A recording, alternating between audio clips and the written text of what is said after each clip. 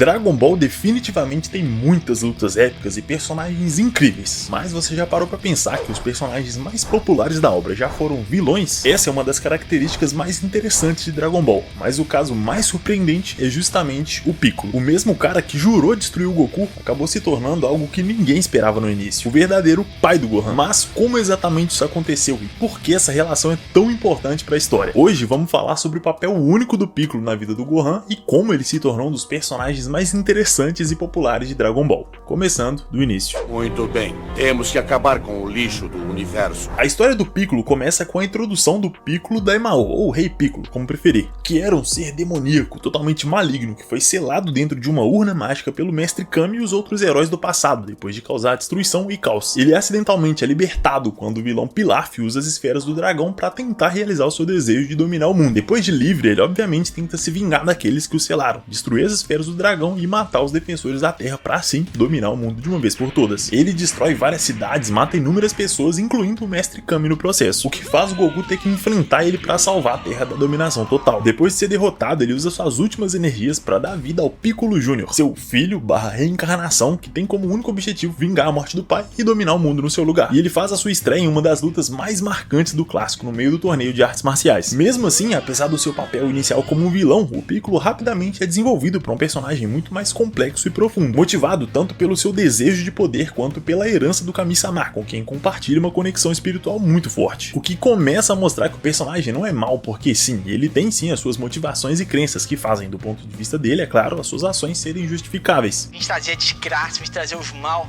trazer as coisas ruins. O Piccolo Jr. é um reflexo direto do seu pai, tanto na sua aparência quanto na sua natureza maligna. E isso vai ter um papel fundamental no desenvolvimento e amadurecimento do personagem ao longo da história, a gente já fala sobre isso. Nesse ponto, ele se coloca como um inimigo, um arquirrival do Goku, como uma forma de vingança pela derrota do seu pai, como se isso fosse o seu dever e o seu único destino. E para tentar alcançar esse objetivo, ele vai usar muito mais do que força bruta. Desde o início, ele já é mostrado como alguém extremamente inteligente e estrategista, o que faz dele um oponente perfeito pro Goku nesse momento da história, que ainda não tinha 324 evoluções e cores de cabelo diferentes. A essa altura, o tom do anime também era muito mais leve e cômico. Até o traço era mais arredondado, que passava uma sensação de leveza muito grande. Tanto que o Piccolo acerta o Goku com vários golpes super poderosos e ele reage como se fosse um cartoon tomando choque. Isso sem falar que o Piccolo fica gigante e o Goku entra dentro dele pra literalmente bater de dentro. Cara, a cena é muito estranha, na moral. E nesse ponto parece que a intenção dos caras realmente era fazer alguma coisa engraçada, e funcionou. O que não significa que a luta não teve sangue ou não foi violenta, pelo contrário. A ponto do Goku ter o peito atravessado por um ataque surpresa, e do Piccolo arrancar o próprio braço nessa brincadeira. E tem sangue vermelho mesmo, e não essas censuras bizarras que os outros animes estão fazendo por aí. Ou seja, a luta é muito boa e equilibrada, tanto que o Goku vence por conta de uma cabeçada e fica todo ferrado depois. O que faz o Piccolo mais uma vez jurar vingança contra o Saiyajin. O que ele não sabia é que essa derrota seria um momento chave na sua mudança. Claro que depois da luta ele ainda mantém todo o ódio e o desejo de vingança, mas aos poucos ele começa a refletir sobre a sua vida e as suas ações, a se perguntar se ele realmente precisava seguir por aquele caminho, se o seu destino era continuar uma vingança que fazia cada vez menos sentido. Obviamente isso não é algo que acontece do dia pra noite, né? Que ele acorda num belo dia e decide que vai mudar de vida. Na verdade, essa transição acontece aos poucos, gradativamente, e como todo bom personagem, no início ele reluta, não aceita e tenta se convencer a todo custo que tá certo. Mas não tem jeito, se tem duas coisas que são inevitáveis nessa vida, uma é a mudança e a outra é você dar like nesse vídeo. Que é isso, pô, se você tá gostando do vídeo, dá o like, se inscreve aí, porque só assim o Piccolo vai conseguir se tornar o paizão que a gente tanto espera. Mas pra isso ele ainda vai precisar engolir o orgulho por uma causa maior, salvar a Terra. A verdadeira mudança do personagem só começa a aparecer de verdade bem mais tarde, quando ele, com o coração ainda cheio de raiva e ressentimento, precisa lidar com as ameaças que surgem na Terra. Já em Dragon Ball Z, durante a invasão Saiyajin, o Piccolo precisa se unir ao Goku para evitar a destruição completa da vida na Terra. É nesse momento, inclusive, que eles criam a famosa equipe dos Guerreiros Z: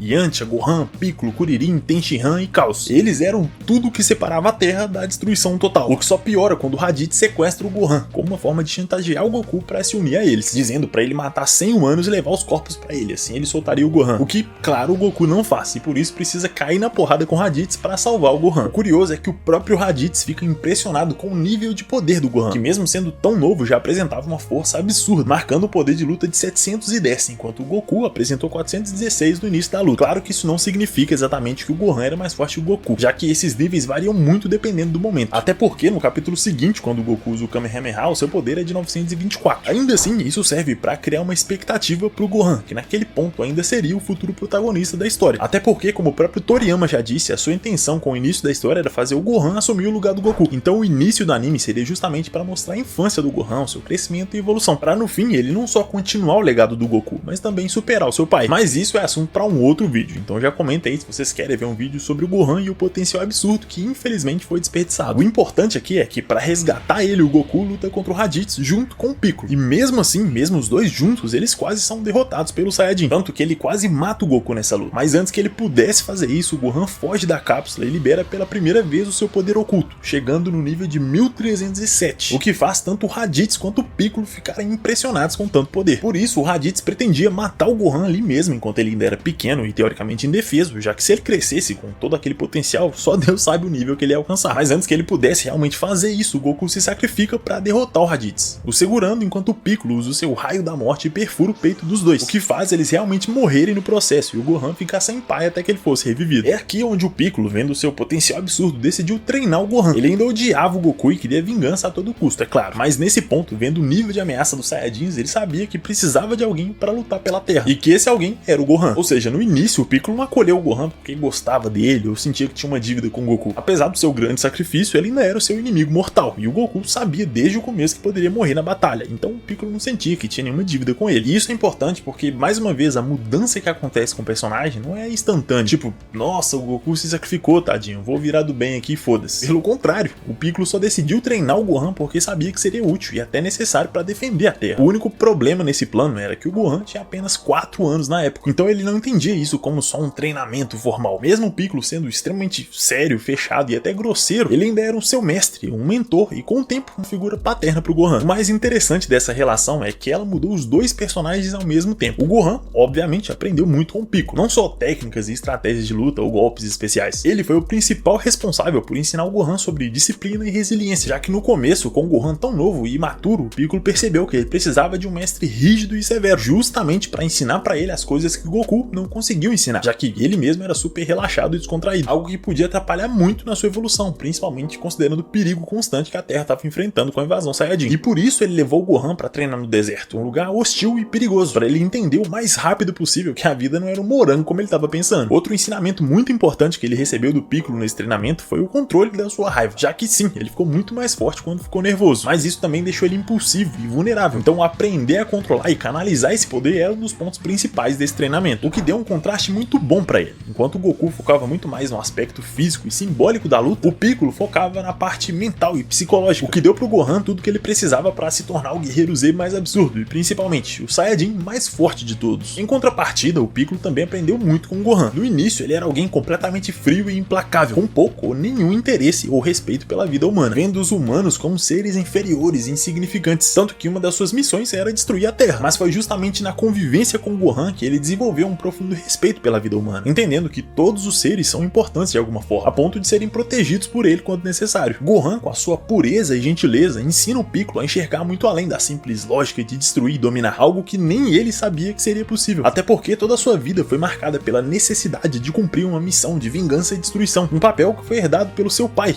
que agora, mais do que nunca, perdia completamente o sentido. Assim como eu falei lá no vídeo do Vegeta, que se você não viu ainda, veja que tá muito bom. Se o Trunks foi essencial para a mudança do nosso Saiyajin calvo, o Gohan foi essencial para a mudança do nosso verdão careca aqui. Foram eles que humanizaram e causaram o desenvolvimento emocional dos dois, felizmente trazendo pra gente duas relações de pai e filho extremamente interessantes e importantes pra obra, que adivinha só, tem o seu ápice de uma forma muito parecida. Se o Vegeta mostrou que tinha mudado de verdade quando se sacrificou para salvar sua família contra o Majin Buu, o Piccolo provou sua humanidade justamente para proteger o Gohan. Depois do Vegeta chegar na Terra com os outros Saiyajins, o Nappa começa a descer o pau nos guerreiros Z. Tenshinhan é o primeiro a apanhar. Em seguida, o Caos se sacrificar para tentar matar o Nappa, o que também não funciona, obviamente, o que faz o Piccolo se unir ao Kuririn para tentar segurar o Nappa até o Goku chegar, o que também mostra o quanto ele tinha amadurecido nesse meio tempo, a ponto de considerar o Goku alguém que até pouco tempo era o seu maior rival, como estando num nível muito superior a ele. É muito atrevido.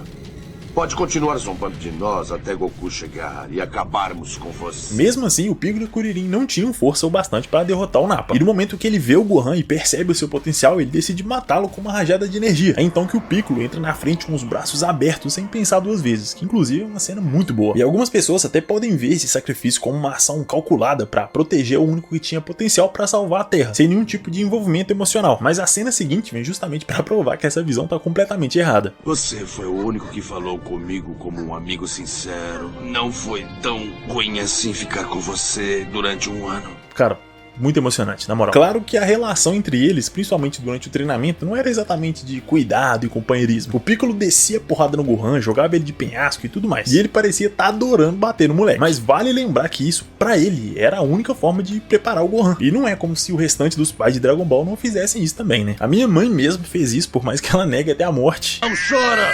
Se não parar, vou quebrar o seu pescoço!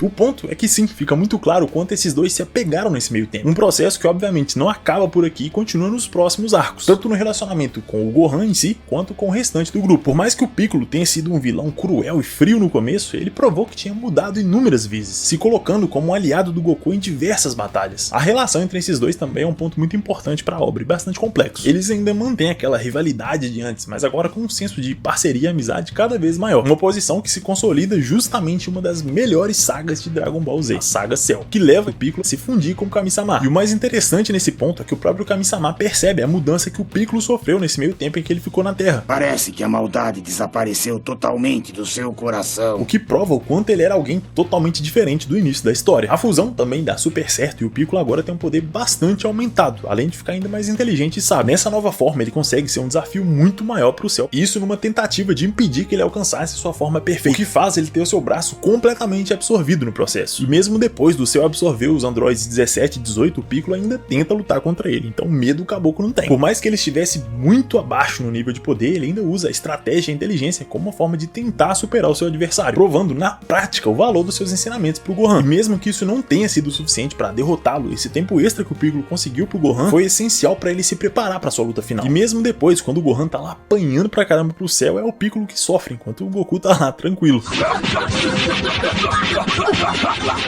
O que está querendo, Goku?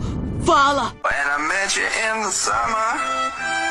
Inclusive são cenas assim que fazem todo mundo cair matando em cima do Goku, não tem jeito. Sabe o que Gohan está pensando? Não importa que me matem, eu vou ajudá-lo. Claro que o Goku realmente tinha razão na sua teoria, que era só esperar o Gohan ficar nervoso de verdade que ele ia conseguir vencer. Mesmo assim, né, vamos ser sinceros aqui, tem que ser um pai muito frio pra deixar o moleque quase morrer pro Cell. Nem o Piccolo, que era o ápice da frieza no início, aguentaria isso. Tanto que mesmo depois, quando o Goku já morreu, o Gohan teve o braço quebrado e tá quase sendo derrotado, é o Piccolo quem decide partir pra ajudar. Não posso mais. Senhor Piccolo!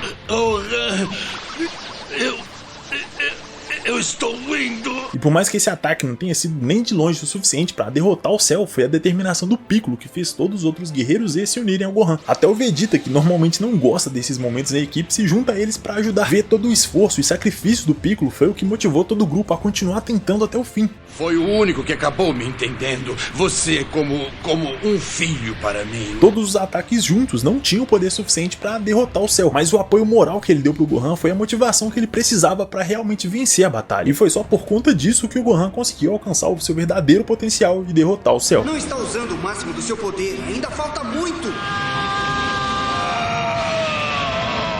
Mais uma vez, o Piccolo agiu como uma figura paterna pro Gohan, dando apoio moral, emocional e literalmente arriscando a vida por ele. Então, por mais que ele não seja o pai biológico, ele definitivamente fez tudo o que um excelente pai deveria fazer, o que não deixa outra opção pra gente a não ser concordar que sim, ele é o pai que o Gohan nunca teve. Agora, se você discorda do que eu disse ou quer acrescentar alguma coisa na discussão, comenta aí embaixo. Quem foi o melhor pai, o Goku ou o Piccolo? Bora trocar uma ideia. Eu espero que você tenha gostado desse vídeo, e se você chegou até aqui, gostou do vídeo e não se inscreveu, você é obrigado a te mandar para um treinamento com o Piccolo, não é possível. Se inscreve aí, meu lindão, ajuda a gente a chegar a 100 mil inscritos, que ainda vem muito mais pela frente. Muito obrigado pela sua atenção e pelo seu tempo, um agradecimento especial Super Saiyajins aqui do canal, que dão um apoio tremendo, e se você também gosta do conteúdo, pode e quer me apoiar, considere se tornar um membro. Com só 5 pila no mês, você já tem acesso a todos os vídeos exclusivos, seu nome aqui nos créditos finais, além, é claro, de ajudar o canal a continuar vivo. Então dá essa força aí, meu camarada. No mais, tamo junto, é nóis, e te vejo no próximo vídeo. Valeu!